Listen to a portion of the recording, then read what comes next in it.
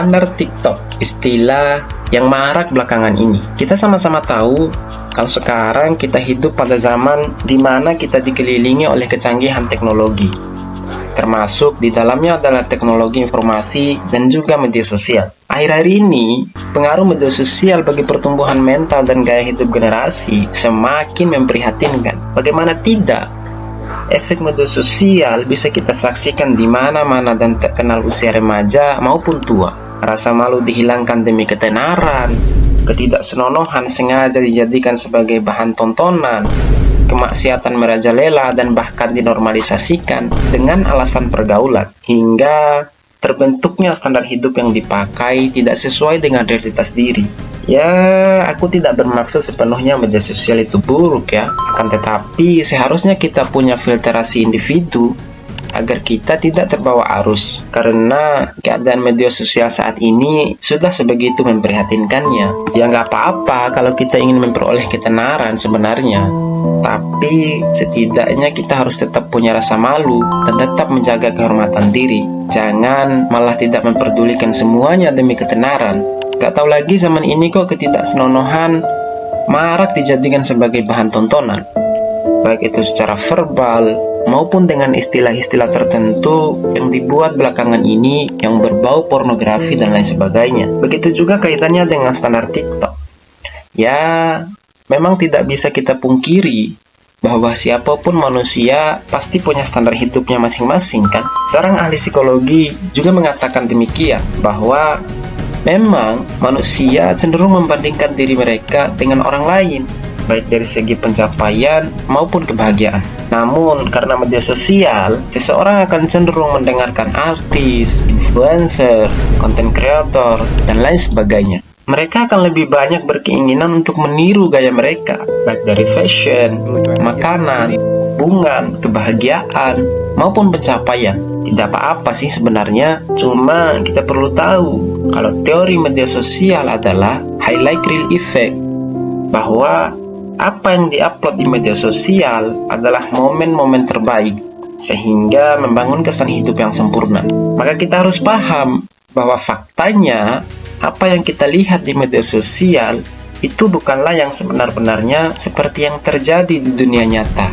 Kita sedikit flashback ke masa lalu, bahwa standar mereka zaman dulu sebelum maraknya media sosial adalah mereka membandingkan diri mereka dengan lingkaran sosial yang relatif lebih kecil, entah itu dengan tetangganya, ataupun mungkin dengan keluarganya, atau mungkin dengan tokoh masyarakat setempat yang keberadaannya bisa mereka saksikan secara langsung dan mereka kenal bagaimana orangnya. Sehingga kalau mereka berkeinginan untuk meniru, maka mereka akan dapat secara langsung melihat bagaimana kehidupannya. Namun, pada halnya dengan zaman sekarang, mereka membandingkan diri mereka dengan orang yang bahkan sama sekali tidak dikenal, hanya bermodal video yang ada di media sosial, yang tentu mereka juga pasti menerapkan teori media sosial sebagaimana di awal tadi kan. Akibatnya kita akan memunculkan selera yang terlalu tinggi yang sebenarnya tidak sesuai dengan realitas dan keadaan kita sendiri.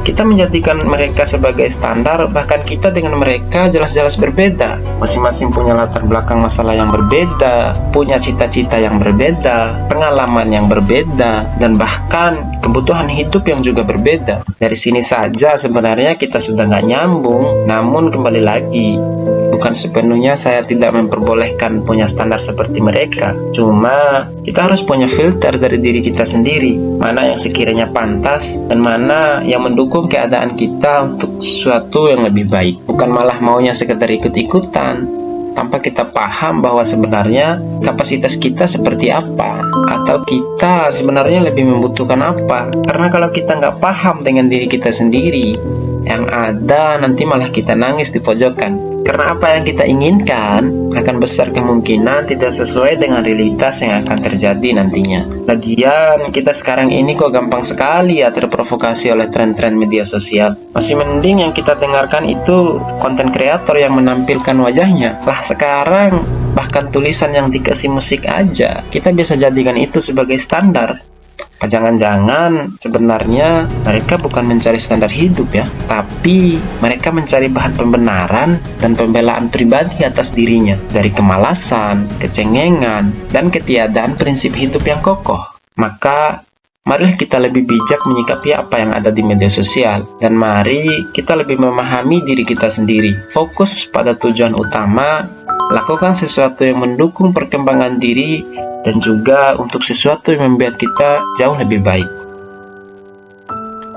Ikuti channel ini, dan mari kita belajar lebih baik bersama-sama.